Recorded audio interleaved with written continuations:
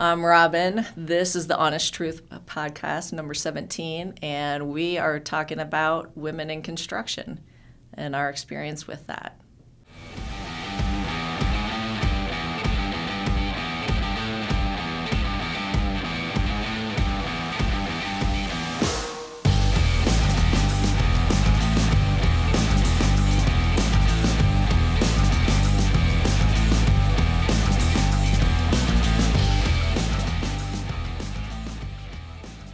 Anytime? Anytime. All right. All right. Well, I'm Robyn Reichert with Venn Construction. I'm a project manager, and this is episode number 17 of the Honest Truth podcast. Why don't you two introduce yourselves? I am Samantha Macias, and I'm Assistant Project Manager with Venn Construction. And I'm Bre Shockey. I'm our Preconstruction Coordinator. All right, so we're celebrating Women in Construction Week. There's actually 4 of us in the office, but only 3 of us able to be in here today. I did not come from a pure construction background. Did either of you? I did, yes. Okay, so tell us about your... I actually started in residential construction in a drywall and stucco paint company back in 2003.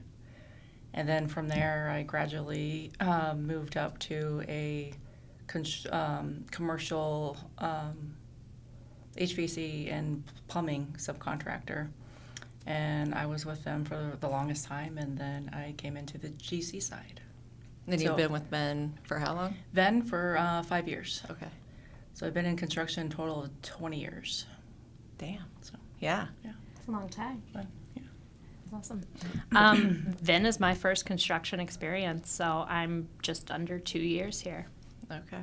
Pretty Cool. new. What was the shift you made? What did you come from? I came from fitness and sales background, so I was working at the gym downstairs as the assistant general manager and a personal trainer, and knew the guys that worked in the office, and they're starting to look for someone to fill a position. Here I am. Nice. Yeah. Yeah, you've actually been in construction, I think, longer than me. I started back in 2007, and I had been helping out a company that was a friend of a family, and it was a paint contractor. And then I got hired by a project coordinator who needed help when we had the downturn in 2008. And then I started, I was actually laying off people in a self-perform at White's Construction.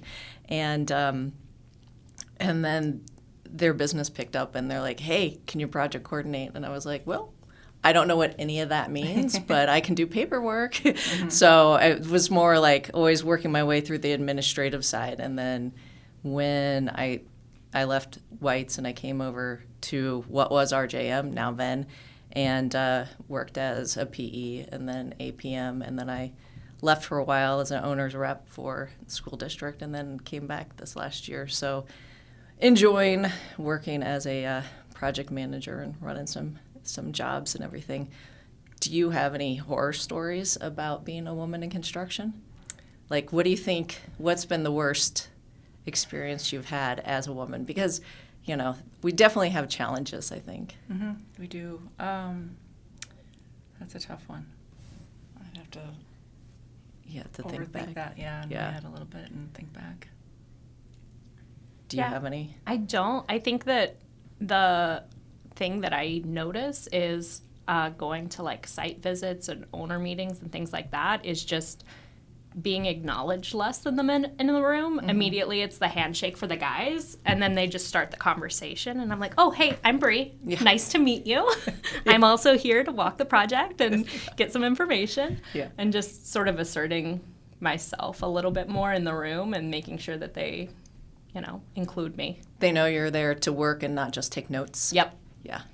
Yeah, I think that's one thing as a woman is like we're always trying to establish ourselves. Since I just came from a business background, it was always like learning on the job, trying to make sure it's like, yes, I'm here to be part of it. I'm not just bringing your coffee. I'm not just doing all the meeting minutes. I want to actually run things and do things, and I think that's always been one is, trying not to feel like an imposter, because it's like, oh, I didn't come from ASU, from the construction management program.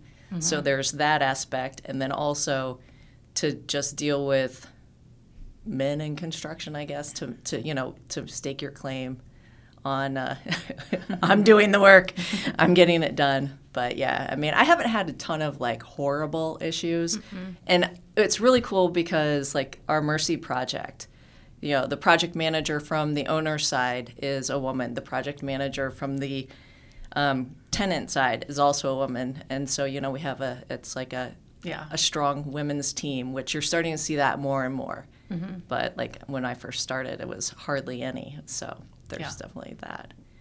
But I don't know. So we are doing a lot of stuff with like ASU and NAU. Is there anything that you guys think you would tell those female students about what to expect as being a woman in construction, things to watch out for, or? Probably just you have to give a little bit harder, I guess, just put in a little bit more extra time and on items that if you don't fully understand, you need to go ask questions and kind of like focus a lot more on stuff than men, because sometimes men kind of like understand a lot, and men have first field, they're out in the field a lot too. A lot of the guys go out in the field, come back in the office here and there in construction zones, they go in start as a soup and sometimes come in as a PM stuff, so they have all that pre-knowledge on stuff, and a lot of women don't. And so I think you got to work a little bit harder at things to try to like say, this is what I want to do, and I can do it too, just like men can, So. Yeah, getting a little bit more like extra familiarity with the project and the scope, and making sure that you truly understand, so that you can not just understand it and perform your job, but also make it known that mm-hmm. you know. Mm-hmm. Yeah. Mm-hmm. Yeah. I was thinking women have an advantage. We were talking about this a little bit earlier, that typically, and of course now a lot of this is broad stroke stereotypical type stuff, but women tend to be a little bit more detail-oriented, mm-hmm. and there's, we have sheets and sheets of details and all of that. So I think we have an advantage because of our natural and instinct to like pay attention to all of those items, mm-hmm. and to be able to pull that knowledge in the conversations in the meetings or out in the field, or asking the subs, hey, did you see that detail? Not just look at this plan, you've got to look at all these other things. So that's one thing that I've noticed, that I've been able to read plans, even though I'm mostly self-taught on that, but to read them and remember those details that sometimes I've found that sometimes our supers or the guys running the field, the other foremen for the trades, they haven't always picked up on that stuff. Like it's overlooked. Yeah. Mm-hmm. They get to it when it's like right about to get installed, and they're like, oh, how is that going to happen? And you're like, well, it showed you on that detail. Mm-hmm. But yeah, so that was one thing that I was thinking, like women definitely can have an upper hand on, some of that detail work. Mm-hmm. What's your favorite part of the job? I guess my favorite part of the job would be the relationships you build with the subcontractors, someone you've used for years and you've grown relationships with. Either their PMs or some people out in the field as well. And the relationships you build with our soups as well, because we work with them like daily, and sometimes you talk to them what feels like almost every other hour sometimes mm-hmm. on certain projects, and you get, the familiarity and the comfortableness of your job and them, and, especially if you have good relationships with them too, you work a lot better, and open communication, and that's what I like best, I guess. Mm-hmm. I think for me, because I am still so new to the industry, my favorite part is just learning about each different project as it comes across our desk. I'm on the pre-construction side of things, so I see a lot of different plan sets at a lot of different stages in the project, from just a pricing plan to full sets of construction documents and a lot of different levels of details. And it's like every project, I'm like, oh, okay, I understand how the system works within this system now, and I'm getting more acquainted with the things to look out for, the things that need to be aware of while we're pricing out projects, and things that we need to let you guys know as we do get closer to project handoff, as to any scope gaps and things of that nature. Just getting better educated. Mm-hmm. Now, are you finding that you love pre-con, or are you also like, oh, I might like to try ops sometime? I don't know yet. I think I'd be interested to see a little bit more about what your day-to-day, like your guys' day-to-day is, because I know it obviously varies a lot from what I do. It'd be, I think, interesting to have like a day in the life with like the operation side, to see sort of what you're doing as you're managing your multiple projects at different stages, and how that communication with the ownership group and the clients and the subcontractors, what that really looks like. So I don't know. Well, we're starting to do some more cross-training and everything, so maybe you will do some shadowing and get in the trenches. Yeah. I think that's one thing that I like about working here. Sometimes we get the opportunity, even though project manager, assistant project manager, to actually cover the field and the job site. And, sometimes that's great and sometimes it's dirty. But I think also I agree with you. Relationships, part of the best part of construction is definitely all the relationships you get to make. Mm-hmm. I get juiced up solving problems. Mm-hmm. A lot of the ops side is solving the problems, trying to keep everything running. I mean, in an ideal, perfect situation, we'd have everything lined up. Everybody would just do their job perfectly. The drawings would be perfect. The subs would show up. Just truly enjoy the different relationships with the different people. It's fun. I mean, I guess that's what I would tell upcoming women who have interest in it, right? Mm-hmm. It's definitely hard work. We work a lot of hours. Well, I was going to see if it's going to start again, because I'm sure it is. But, we work a lot of hours. We have to deal with a lot of conflict. But then there's also, like, the adrenaline that comes from solving the problems and making things line up. And so that's what I like best about it. So for you, problem solving is probably one of your favorite parts of the job, is to be able to feel like you accomplished that and you manage the different relationships and everybody that's at play. Yeah, I love that. My second favorite is being able to drive around the valley and show my son things that we've built. I think that's cool. The thing about construction is you have something tangible that you can see, like, hey, we did that. I was part of that. Now, for PEs and APMs and project managers, sometimes the last things that we do are look at all the problems with the jobs. So the punch list, right? You're walking around, fix that, fix this. And sometimes you walk away with a bad taste in your mouth because all you can see is, that detail needs fixed, or that paint needs done, or it takes on, you have to get those things finished. But a year or so down the road, you can be like, oh, yeah, I built that building. Oh, I did like 3 suites in that office. Oh, that's, I think I've enjoyed that a lot over the years. Do you have a favorite project that you've worked on, like a finished project or something that you look back at and say, I love it?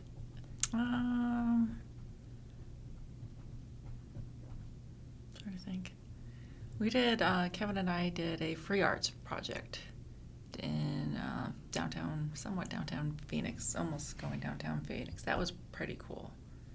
That was kind of fun and cool. And were you here for the free arts? No? Okay. Yeah, I've seen the photos from the project, but it was before my time here. Okay. What made it different? It was for the community. They had like kids go there for like after school, and then they had kids go there that were in kind of like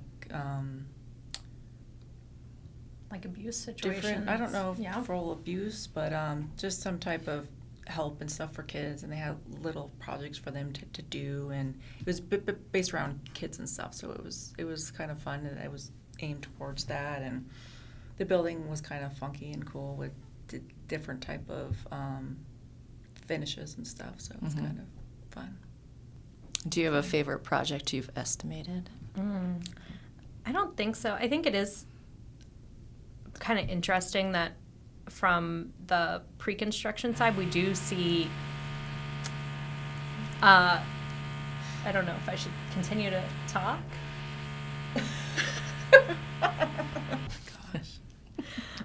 From the pre-construction side, it is interesting because we get to see projects at different stages, and whether or not they actually come to fruition, we don't necessarily know at the time that we're pricing them out. So, right now we're looking at some preliminary pricing that may, we might be building a new hockey rink. Like, we might get the opportunity to do some kind of specialty projects that we have experience with in the past. So from a project management standpoint, the projects will probably run fairly smoothly because we now have that project type. And we now have historical pricing as well that we can kind of compare and make sure that we are picking up, potential scope gaps, things that aren't detailed out right now. So I think that's kind of cool is to be able to even just go back into the project files and see, oh yeah, when we priced this project in 2018, this is what the pricing looked like, and now obviously 2023, prices are varying a lot, and so it's just really interesting to see the differences in the industry, I guess, in such a short period of time. But yeah, I don't have a project that's my favorite. Yeah. What about you? Well, we did the remodel of the ice den down in Chandler, and so that was pretty neat. That was the first time I'd done anything like that, and we actually had I have a picture of myself on top of a snow mound from all the ice that we had pulled off from the previous, and so that was a pretty cool remodel. Cool. But then the concrete pour with that is pretty interesting because you have all these concrete trucks, and it's got to be one continuous pour, and it's got to be smooth, and you got to put plastic over it and for the cure, because it's got to be like monolithic, so there's can't be the seams and joints that you have in the normal concrete pours. So I enjoyed that. Should I say that again?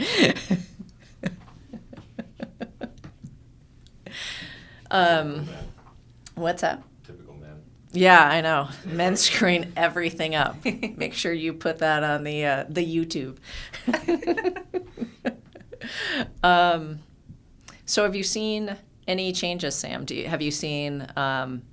think you've seen more women enter construction? Do you feel like you've been seeing that happen? I've seen more since I've started, of course. It's gained a lot more women since I've started, so that's really, it's cool. It's great. I don't know. I don't see, maybe being out in the field while we cover the soups and stuff. I've seen some more women in the sub trades, which that's kind of cool. I haven't seen that. So I've seen some painters and electricians, and so that's different, and that's great. I haven't seen. Can't say that. Any women superintendents, though. I haven't seen that really come through. I mean, what we cover and stuff, we can't call ourselves superintendent, but I haven't seen anything like that come through, which that would be kind of cool to either see or somebody want to do that. I don't know. It's a whole nother game out there, being out in the field all day long. But that's what the guys say when in the office all day long. How can the guys, how can you be behind a desk all day long? And it's just, everybody has their own niches that they like and don't like, so, but. Yeah, most of them don't want to deal with the money. They just want to build stuff, and they don't want to think about fight with the people in the office. But I think in general, construction just needs. I mean, I know it's Women in Construction Week, but I think construction just needs more people in general. It doesn't. men, women, we're so short-staffed on all of the labor market that there's, obviously, people running multiple projects, sub-trades being all over the place. My wife, who is an electrician, and she's been going through the apprentice program, so that's been interesting to watch from her perspective, because every time she gets to a job site, she has to basically prove to everybody that she can do the work, and then when she does, then they're like, she's the go-to person because she knows how to do the lighting control, she knows how to, work the fine details and do the job the way that it needs to be done, and to read the prints and all of that. So, but always has to start over with every new GC or foreman, that yes, I'm actually out here to do work and not just sweep up. So that's been interesting, but it's a conversation that we have because all of the trades need more people, just in general, good quality labor. That's one of the things that I think is kind of missing in today's, even our education, like the high school students, to let them know that the trades are definitely a great place to be, or construction in general. It's not. I think at one point in time it got looked down on as a career, and we need to figure out how to change that. How to get them back in, yeah. Yeah. All right. Well, this has been the Honest Truth Podcast, number 17, with some construction noise in the background.